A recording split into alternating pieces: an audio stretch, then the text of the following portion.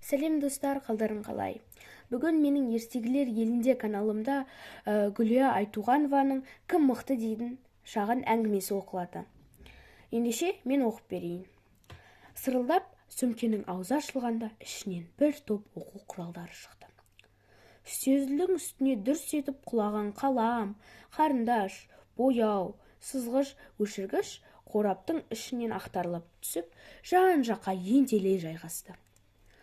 Сүйріктей арық, денесі тік, сырты көкке боялған ұзын тұра қарындаш мұрнын шүйіріп, пайдасы жоқ мына бос жүрістерің адамдарға не үшін қажет?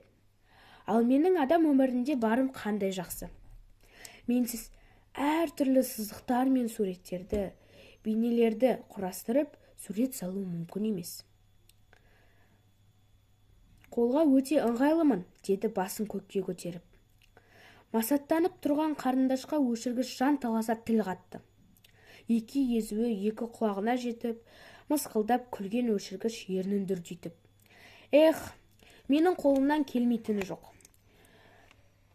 Бәрінің жұмыстарыны бір-ақ сәтте тып-типыл қыла аламын.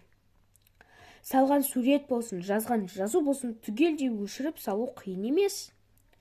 Адамға бірінші мен керекпін, деп тайталасады. Қақпағы жерге ұшқан қалам басын меңзеп болып орнынан түрегеліп, сен екеуің босқа таласпаңдар.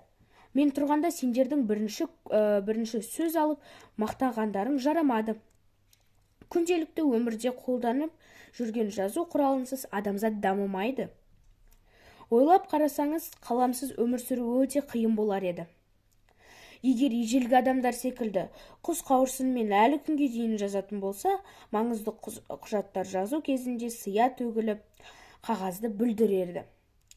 Бізді ойлап тапқанның арқасында адамдардың жұмыстары әлде қайда жеңілдеді, деп делебесі қозып, ауыз-аузына жұқпай, өзінің пайдасын айтып, бұлбұлша сайрайды. Дау-дамайға үнсіз қарап бақылап тұрған сызғыш орнынан қозғалып. Мен сияқты сымбатты, иықты, зор денелі құрал тұрғанда елмеген сендерді адамдар қайтсын? Жұрт көзіне көрсетіп жүруге де ыңғайсызданатын шығар. Біле білсеңдер, егер мен болмасам, сендер шекара, сызық, белгі дегеннің не екенін ұқпаушы едіңдер. Әртүрлі фигураларды әдемі өрнектеп, қағаз бетіне түсіру менің арқамда жүзеге асады, деді ол мақтанып. Кенет сарт есіктен дауыс естіліп, күлімкөз Медина дереу оқу құралдарын дорбасына салды. Ата-анасы әкелген су жаңа құрал саймандарын көріп қуанды.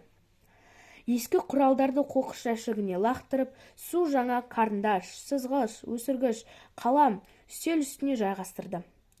Жарты сағаттан астам дауласып, кеуде көтерген шер көкірек, көк қарындаш пен өшіргіш, қалам мен сызғыш, жыртылған дәптер мен күл қоқыс салынған жәшік те ел бетін енді көрместей болды. Мақтанған көңілдер су сепкендей басылды. Ақымақ басқа бадырақ көз бітеді демекші, бір-біріне алма кезек бақырайып қарап, үнсіз қала берді. Ендеше біздің шағын әңгімеміз аяқталды. Бұл жерде енді байқап қарасаңыздар, қалам, қарындаш, сызғыш, өшіргіштер дауласып, соңында ешкімге керек емес болып қалды. Өйткені Мединаның ата-анасы жаңа құрал алып келген болатын. Осымен біздің «Кім мықты» дейтін шағын әңгімеміз бітті.